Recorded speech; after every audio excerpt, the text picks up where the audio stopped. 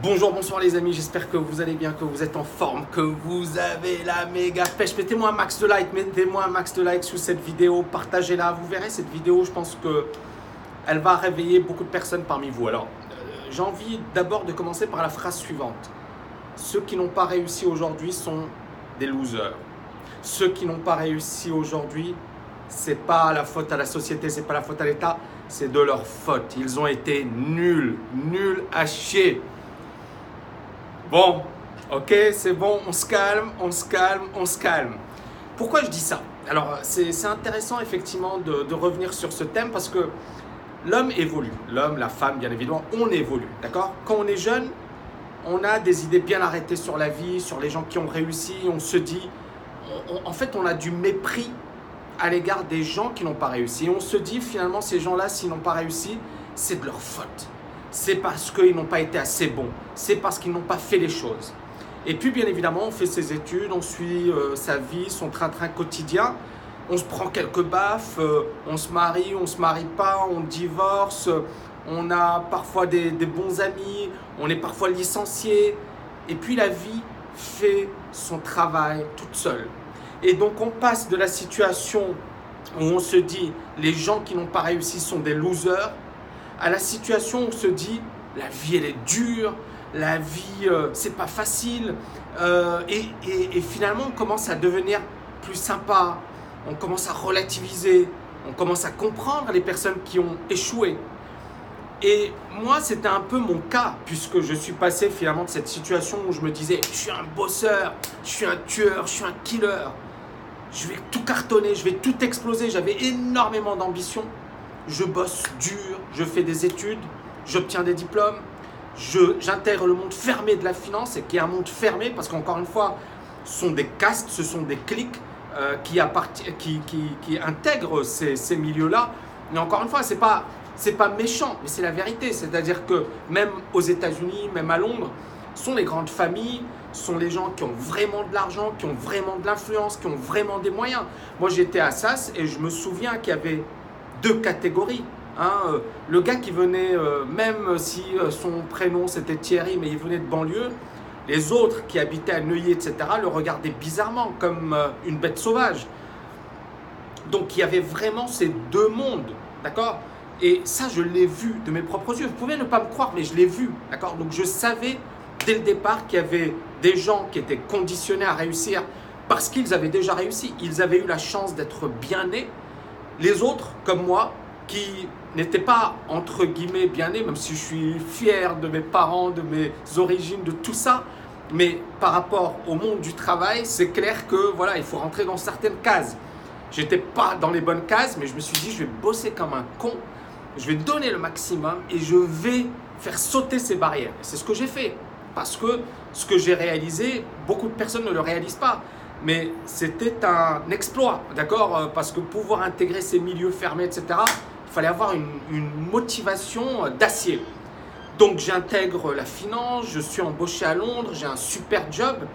Et là, je fais une connerie au sens où je me suis senti peut-être un peu trop arrogant. Je me suis marié également un peu trop vite. J'ai eu un enfant. J'ai quitté mon job pour me retrouver finalement à Paris au chômage, etc. Et ça a été finalement un chemin extrêmement douloureux. Pourquoi? Parce que j'en avais bavé pour réussir. J'avais souffert pour réussir. J'avais fait énormément de sacrifices pour réussir. Et quand on réussit, on atteint son objectif et que du jour au lendemain, on perd tout, dans sa tête, ça ne se passe pas super bien. Et c'est ce qui m'est arrivé. Et j'avais en plus le regard condescendant de mes amis, qui était ce que je disais tout à l'heure. Si tu as échoué, c'est de ta faute. Si tu as raté ta vie, c'est de ta faute. C'était ça. Il ne me le disait pas ouvertement, mais il le pensait. On voyait bien qu'il le pensait. Et c'est pour ça que moi, je suis devenu extrêmement... Après cet épisode, j'ai changé d'état d'esprit. Je ne suis plus resté le petit con qui avait ses certitudes et qui pensait que ceux qui n'avaient pas réussi, c'était des losers. J'ai compris que la vie, elle pouvait vous... comment dirais-je, faire très mal. La vie pouvait vous faire très mal. Et que même si vous êtes un mec sérieux, ou une nana sérieuse, encore une fois, j'englobe tout le monde, hein, bien évidemment, mais quelqu'un de sérieux, quelqu'un de travailleur, quelqu'un qui suit les règles, vous pouvez en prendre plein la gueule. Et ça, encore une fois, c'est notre éducation. C'est comment on a été finalement conditionné à la réussite. Et moi, ce qui s'est passé, c'est que j'avais finalement la mauvaise, entre guillemets, éducation financière. Sur un plan éthique, des valeurs, etc., je pense que j'ai reçu une excellente éducation.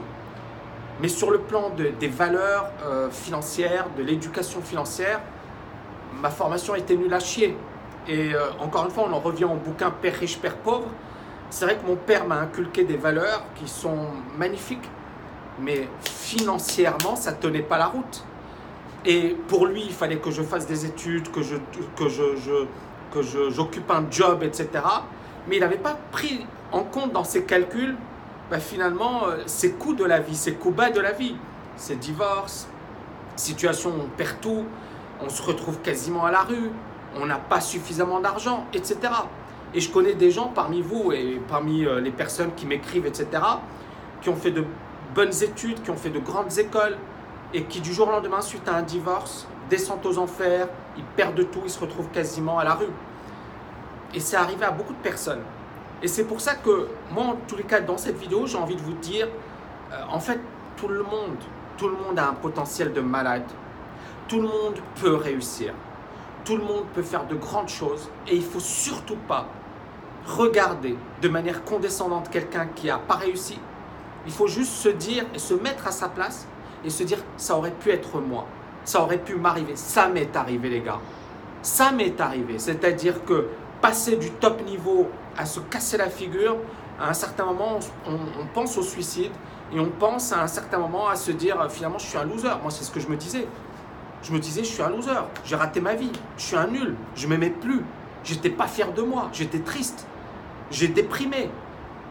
Et ça a été un long travail sur moi-même pour en être là où je suis aujourd'hui. C'est-à-dire que les gens, ils me voient et disent, oh, le gars, il a la pêche, il a des belles bagnoles, il est super, il vit à Dubaï. Vous ne savez pas, vous n'avez même pas idée de la traversée du désert, des galères que j'ai vécues, des blocages psychologiques, des états de déprime. Vous n'avez même pas idée de ce que j'ai traversé. Vous n'avez aucune idée de ce que j'ai traversé. Mais bien évidemment, je ne vais pas pleurer, etc. Mais je vous parle de mon parcours, pas pour vous dire, voilà. Non, je vous parle de mon parcours pour vous dire, ça m'est arrivé. Donc, je sais ce que c'est. Mais je sais également qu'il faut respecter tous les gens.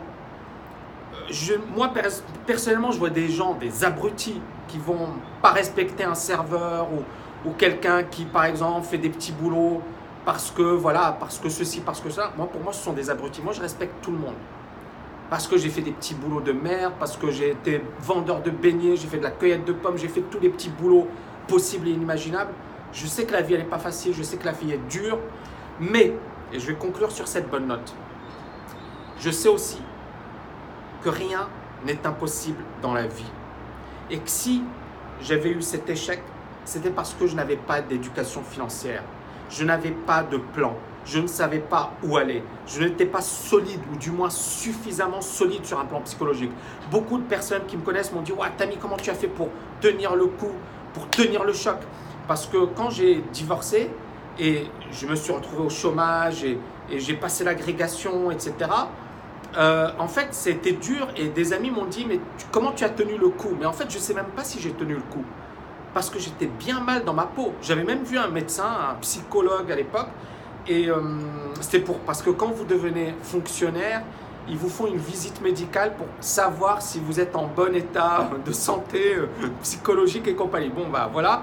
Et le médecin qui m'avait examiné, c'est quelqu'un super intelligent, qui avait même fait des études de philosophie, de psychologie. Et il m'a dit, écoute, non, ta situation… Et je lui ai parlé de mon parcours, il m'a dit, non, psychologiquement, tu es bien, tu n'as pas besoin de psychologue. Je ne sais pas s'il avait raison, mais je me suis dit, bon, bah, il est médecin, il sait ce qu'il dit, je ne vais pas aller voir un psy.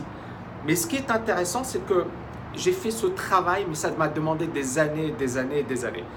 Donc, moi, quand j'ai créé TKLFA, j'ai tout de suite pensé à moi. Je n'ai pas pensé, finalement, c'était pas pour moi un business, même si, bon, voilà, c'est une école, etc. Mais c'était un sujet qui me tenait à cœur, la liberté financière, cette putain de liberté financière. Moi, j'ai souffert parce que j'ai pas vu mes parents souvent. J'ai été séparé de mon fils, je le voyais un week-end sur deux. J'ai habité dans un petit studio pourri. J'ai été solitaire pendant des années parce que quand j'ai divorcé, j'ai pas voulu me recaser, d'accord? Parce que bien évidemment, il y avait ce travail à faire sur un plan psychologique. Et je vais vous dire un truc, la liberté financière, j'y croyais pas. Je pensais que c'était un truc pour gogol. Jamais, au grand jamais, j'aurais imaginé que je serais à Dubaï, que j'aurais atteint ce niveau de réussite, que je serais libre financièrement. Je pensais que j'allais travailler jusqu'à la fin de mes jours, que j'allais atteindre l'âge de la retraite à 72 ans, à 72 ans peut-être, que j'allais vivre ma retraite malheureux. Mais en fait, vraiment, je pensais comme ça. C'est pour ça que je vous dis, la vie, elle est incroyable. Et puis, j'ai eu la chance à un certain moment de frôler la mort en 2009, même si ma situation, elle n'était pas dégueulasse, d'accord? Parce que j'étais professeur agrégé, je passais à la télé, etc. Mais bon, voilà, c'était pas le métier de prof ne permet pas de bien gagner sa vie, hein, malheureusement. Hein. On nous fait passer des concours de fous pour finalement des salaires de misère. Et en plus, on va taper sur les profs en disant que ce sont des paresseux. Et c'est bon, ça, c'est un autre problème. Je ne vais pas rentrer dedans. Mais par rapport à cette dimension, c'est vrai que moi, je ne me voyais pas positivement. J'appréhendais par rapport à mon avenir. Et je me posais énormément de questions, d'autant plus que je suis économiste, je regardais les chiffres et je me disais, mais bordel, on ne va pas avoir de retraite, on va avoir des problèmes de retraite. Et donc, j'envisageais le pire pour l'avenir. Et c'est le fait de frôler la mort en 2009, fin 2009, le fait à un certain moment de me dire, j'en ai ras-le-bol, d'accord, de quitter la France, alors que j'avais une bonne situation, que j'étais interviewé dans les plus grandes télés, et de me dire, vis la vie de tes rêves, bouge-toi les fesses, change d'état d'esprit, change d'environnement, et réalise des choses de malade. Et ça a été la période la plus incroyable de ma vie. Le fait d'avoir frôlé la mort, ça m'a réveillé. Et ça m'a permis de faire des choses incroyables. Et donc, moi encore une fois, Tekel LFA, c'est ça ce que j'enseigne. C'est ce parcours. Ce sont ces leçons que j'aurais aimé que quelqu'un me donne. Me dise, Tami, voilà ce qu'il faut faire. Voilà ce qu'il ne faut pas faire. Voilà la stratégie. Voilà le plan. Voilà la direction que tu dois emprunter. Et vous avez vu les dizaines de témoignages, centaines de témoignages écrits, c'est incroyable. Et vous avez vu les témoignages, la profondeur de ces témoignages, l'authenticité de ces témoignages, comment dirais-je, le fait qu'on voit une étincelle dans les yeux de mes étudiants qui se disent « Waouh, maintenant je sais où je vais ». Ce n'est pas le point A, il est là, et le point B, c'est « je ne sais pas où il est, c'est peut-être ci, c'est peut-être ça ». Non, ils se disent « Voilà, le point A, il est là, le point B, il est là, et ben je vais y aller au point B ».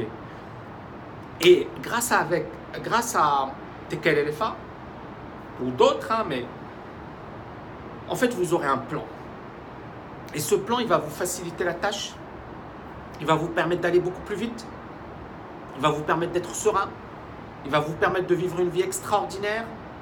Et ça n'a pas de prix, les amis. Ça n'a pas de prix.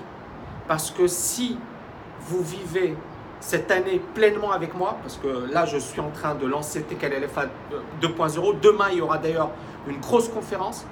Si vous suivez ce programme, le pire qui puisse vous arriver, c'est quoi? C'est de perdre de l'argent, de dire « Ok, j'ai perdu de l'argent. » Ouais, ok, l'argent, on s'en fiche. Moi, je vous le dis franchement. Bon, chaque année, je dépense énormément d'argent pour me former.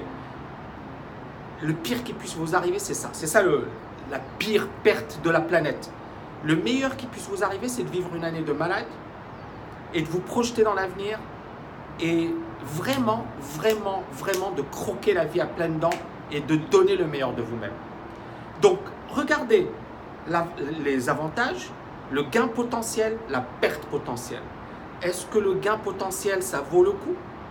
Est-ce que la perte potentielle, c'est vraiment une énorme perte? Est-ce que vous allez pouvoir surmonter tout ça? Et encore une fois, j'en suis convaincu, ce programme peut littéralement changer votre vie.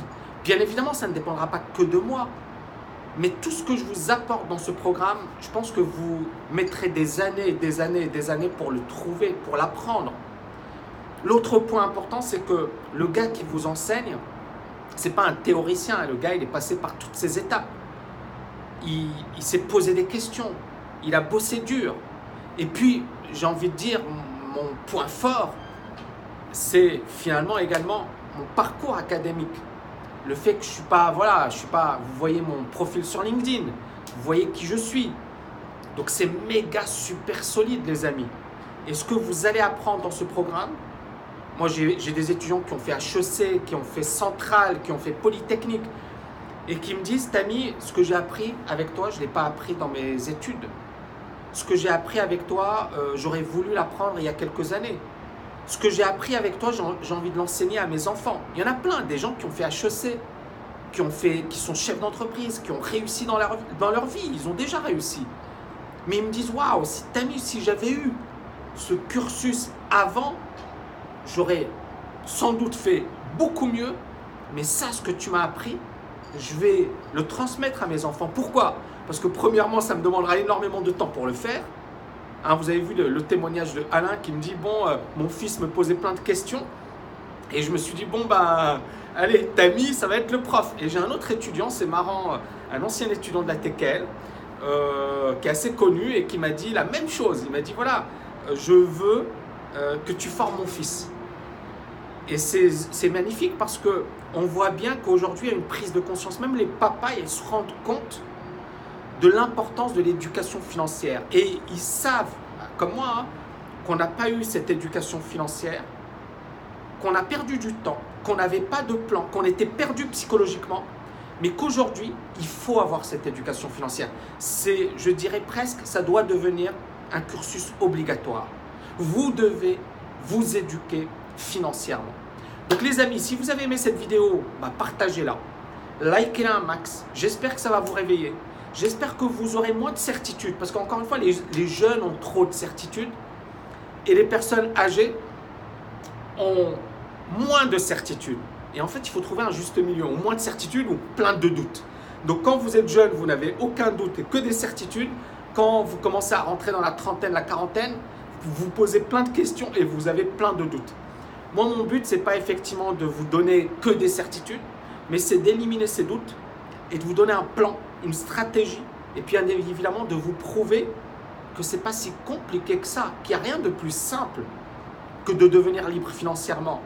Maintenant, les gars, il va falloir bosser, il va falloir avoir un plan, il va falloir être sérieux, dédié. Moi, je ne suis pas devenu libre financièrement en disant « Allez, je suis libre ». Non, j'ai bossé, d'accord? J'avais une stratégie, j'avais un plan.